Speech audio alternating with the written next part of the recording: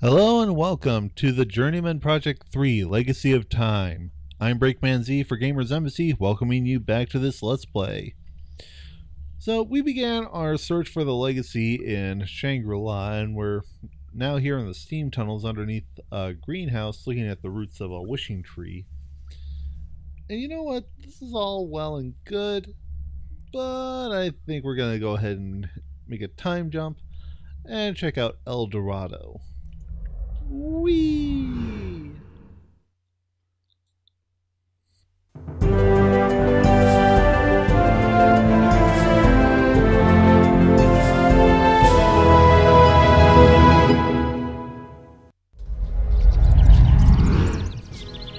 Wow, what a difference.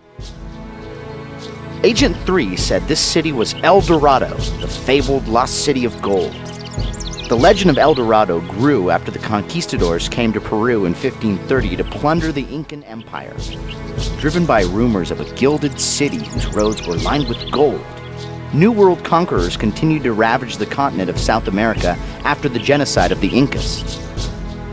According to history, the name El Dorado was coined by Sebastian de Belalcazar in 1535, a veteran of the Inca conquest and founder of the capital of Ecuador.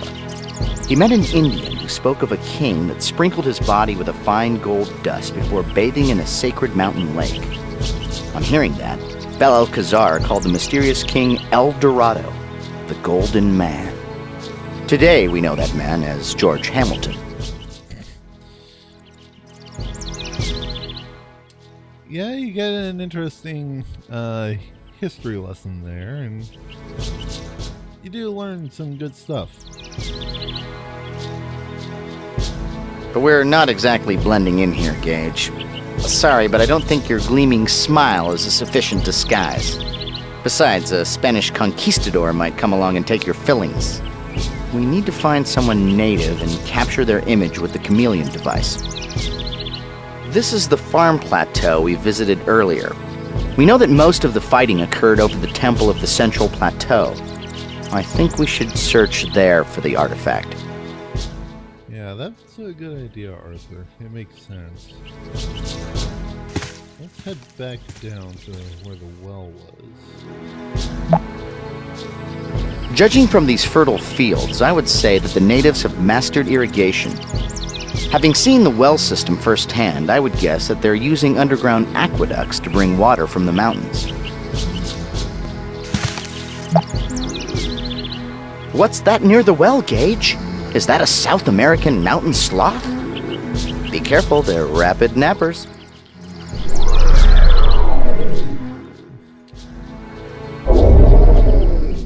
There we go.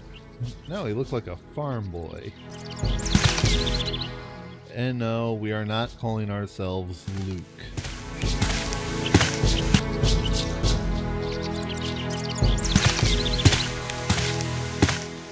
Head back up this way.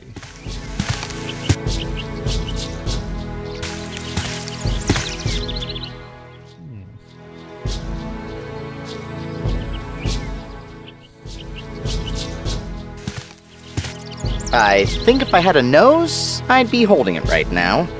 We're in a stable of some sort. Some advice? Step gingerly while we're in here. Yeah.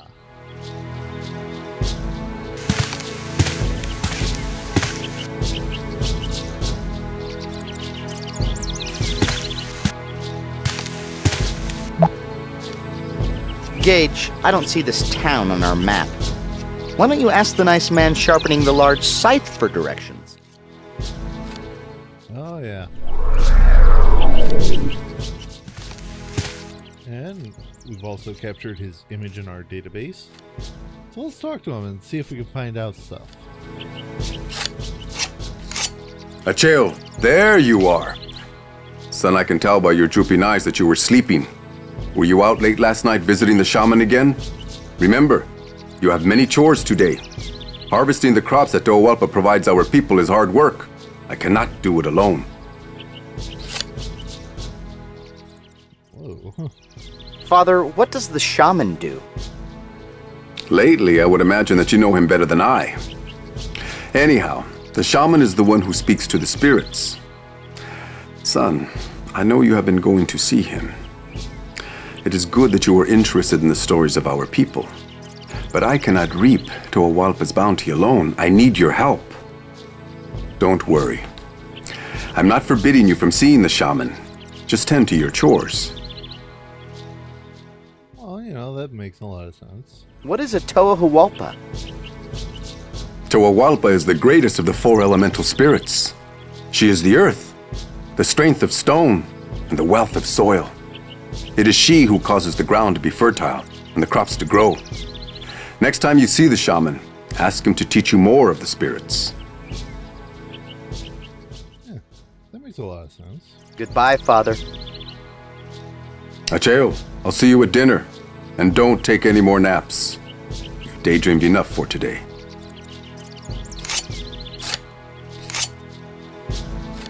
So it sounds like if anybody might have an idea of how to find the legacy, it might be the shaman.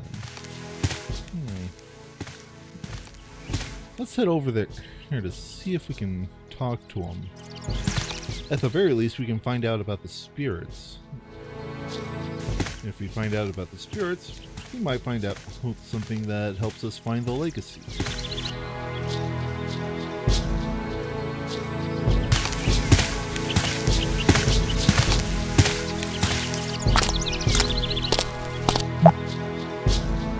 See those markings that carve across the mountains in the distance? Those remind me of the lines left behind by the Nazca Indians of Peru. In the arid plains nestled between Peru's Pacific coast and the Andean foothills, the Nazca left behind hundreds of mysterious intersecting lines that sprawled for miles over the landscape. The mystery of the Nazca Lines was never solved. From the ground, the markings were too vast to be recognizable, but when viewed from the air, the lines form a baffling web of animal forms, spiders, birds, and dozens of seemingly random geometric patterns. Some extreme theories claim that the lines were runways for alien ships, while other authorities suggested that the Nazca had created a remarkable astronomical calendar.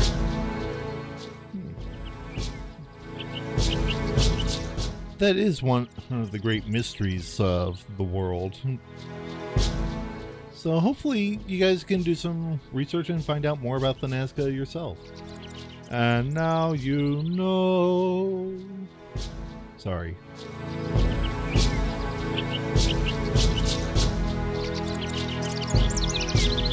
A group of 20th century scientists attempted to prove that the Nazca Lines were too precise to have been created without aerial views.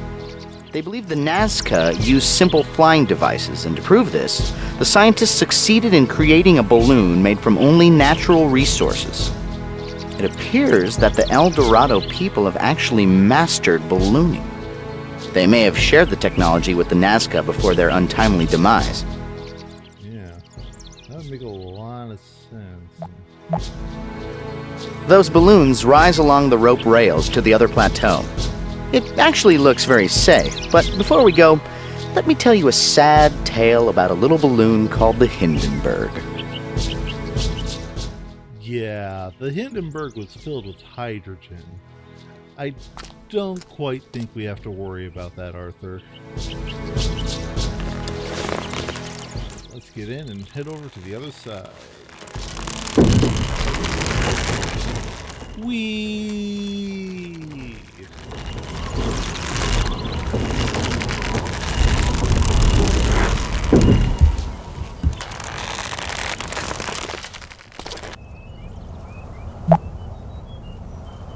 Greedy explorers continued searching for El Dorado right up to the end of the 18th century, cutting a bloody trail of atrocities through South America.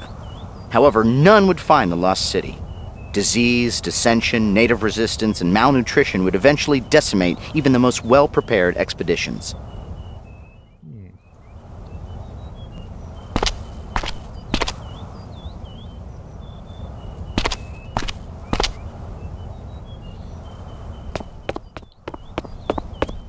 Well, let's see what's going on up here.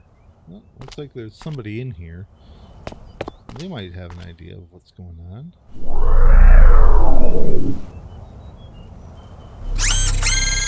Yep. Don't worry, we'll check that out in just a moment. But let's take a look at what's going on over here. The pictograms surrounding the mural speak of the great story in the First Shaman. He was instructed by the spirits of time and space to hide one of the 3 totems of tremendous power from the fury of their powerful children, 2 winged brothers. To aid him with this task, he called upon the power of the element spirits. They showed him a secret place for the totem. Once the totem was hidden, the shaman bade the spirits to guard it, and they have ever since. After roughly translating the inscriptions, I believe that this mural is somehow depicting the path the first shaman took to hide the totem. I have a sneaking suspicion that the totem is the artifact that we're looking for, so we might want to learn all we can about this great story. Yeah, that makes a lot of sense. In the center of the mural, the shaman boards a balloon and flies over the totem's resting place. In the next section, he hides the totem in the mouth of a coatl serpent surrounded by the elements. Sounds like we need to retrace the first shaman's path to find the totem's location. I would say the first step would be to hitch a ride on one of those high-flying balloons. Yeah. Plus, if you take a look, it looks like in this middle one here that there's 3 pieces. Because if you remember, these eyes could represent Shangri-La. Whoa. And then this has got to be El Dorado here. And up here, that has to be Atlantis. So there's 3 pieces? Huh. The pictograms surrounding the mural speak of the great story in the First Shaman. He was instructed by the spirits of time and space to hide one of the 3 totems of tremendous power from the fury of their powerful children, 2 winged brothers. To aid him, that yellow sheet is gold leaf. Many ancient cultures discovered that gold was a very malleable metal. It could be pounded into very fine sheets that could be quickly and easily applied to almost anything to make it look golden. Yoink. I'm sure they won't miss a piece of that. So let's see what's going on with this other one. The pictograms on this mural speak of the conclusion of the great story. Many generations after the first shaman secured the totem in a secret place, the spirits of time and space would beseech a young warrior to save the totem from the brothers, return to claim the totem. However, the warrior would have to overcome the element guardians protecting the totem. The rest of the mural is unfinished, Gage. I assume that's what the Scribe is working on now. It appears that the young warrior followed the first shaman's trail to find the totem. Like the shaman, the young warrior flew into the air with a balloon. There's something else I just noticed. The hiding place of the totem is submerged in water, whereas in the other mural, the hiding place is surrounded by fire. Huh. I wonder what that means. But let's see if we can go in and talk to the Scribe.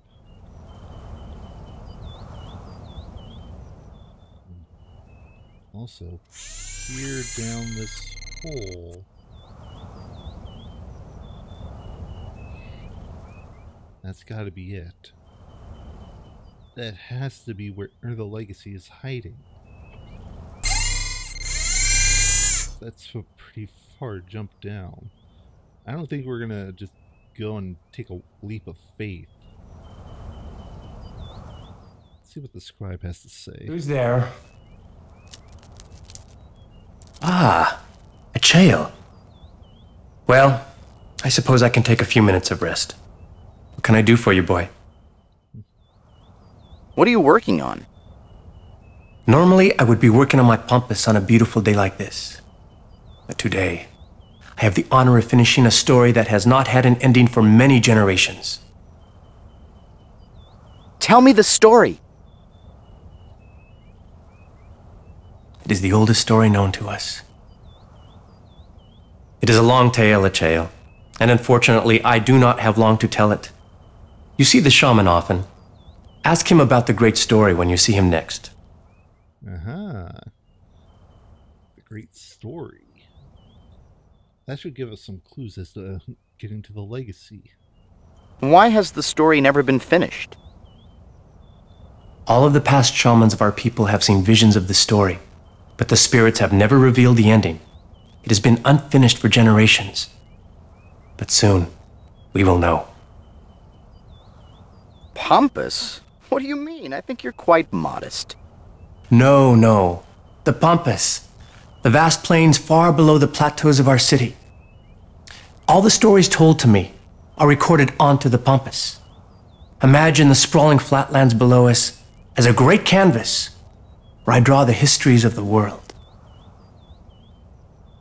How do you draw the histories? With the help of the aviators and their balloons, I trace symbols and shapes across the face of Tolhopa, the earth. Each form and pattern, every line all have meaning, revealing the secrets of history for those that stop to listen. Whoa. That's deep. Who tells you the stories? The shaman. He dreams his visions in the ritual of seeing, and then he confides to me what he has seen, so it can be chronicled for all of our people. You know Ualqua, our shaman. Ask him about such things when you see him again. Goodbye. Thank you for the visit, Acheo. And once again, he goes back to work.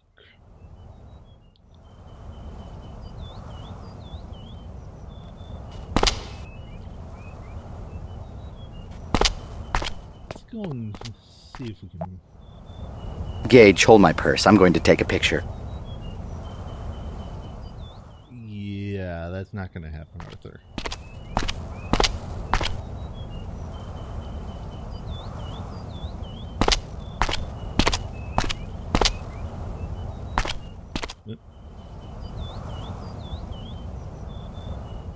Looks like there's some stairs going down, but doesn't look like the ferry's working here.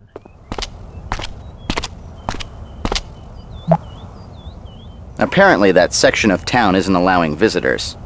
It looks like there once was a balloon ferry system like the one at the other landing, but it seems to be recently removed.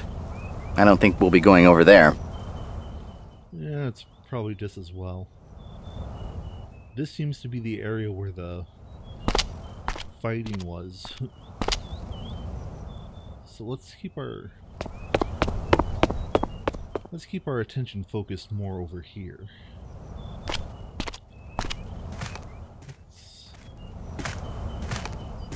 Walking along, nothing bad gonna happen. Ah-da-da. Stop where you are! Wait, what? Sorry, Acheo. You cannot visit the shaman today. You should return to your farm.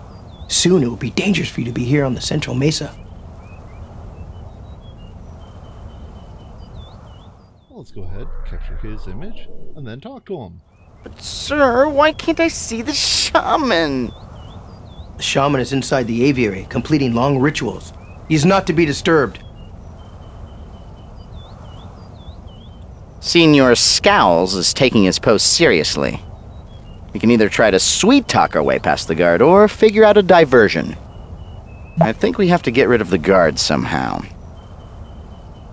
We want to see the shaman, but the guard won't let anyone pass. Let's try to sneak around behind him.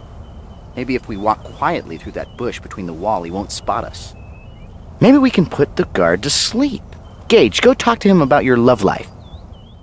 Wow. Low blow, Arthur. Low blow. Dangerous? How come? There's nothing to worry about, Acheo. As long as you go back home, you will be safe. Enemies are approaching that mean to hurt our people. But the warriors of the wind and flame are ready and will defend our city bravely. What is a warrior of wind and flame? A cloud walker, an aviator. Only the strongest of our people can join the warriors of the wind and flame. We call upon the fear of Kulakwa, the fire spirit, and the breath of the air spirit, Kohabota, for the burning air that lifts our balloons into the sky. Wow, you can tell the guy is really passionate about being a warrior of wind and flame. Is that your balloon floating at the edge of the cliff? Yes, it is a cloud piercer. My war balloon. When the time comes, I will use it to join my brothers in the air and fight for our city. Cloud piercer? The name sounds ominous, but I have my own cloud piercer. It's called a smile. You're just a helmet with a pair of eyes. You don't even have lips. First the clouds are getting pierced, then tattooed, then joining grunge bands, and in the end it all leads to smoking. All this guard cares about is his duty and his balloon. A cloud piercer, Why, the very name suggests a dastardly possibility. That was interesting, Arthur. Well, goodbye, sir. Farewell, Acheo. Remember what I told you. Well, let's see here.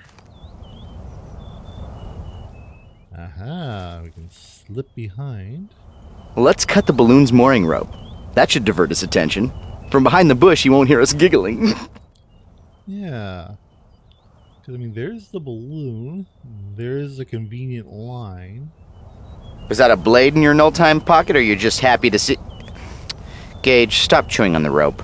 Why don't you use the blade in your inventory to cut the balloon's mooring rope? An excellent idea, Arthur. I'm glad I thought of it.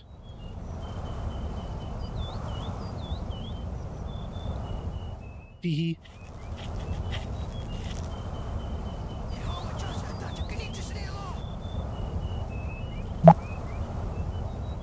Hang around.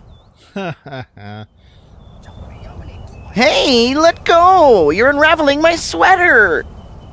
No matter what time period you live in, traveling coach is always bad. Quick, pull him up to the balloon so we can toss him over the side again! Hey, I bet he feels like he's got the world on a string. Get it? World on a...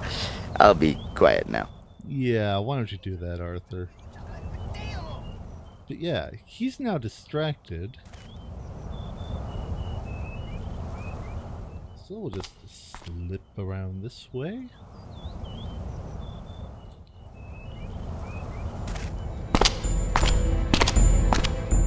As we enter more of the temple.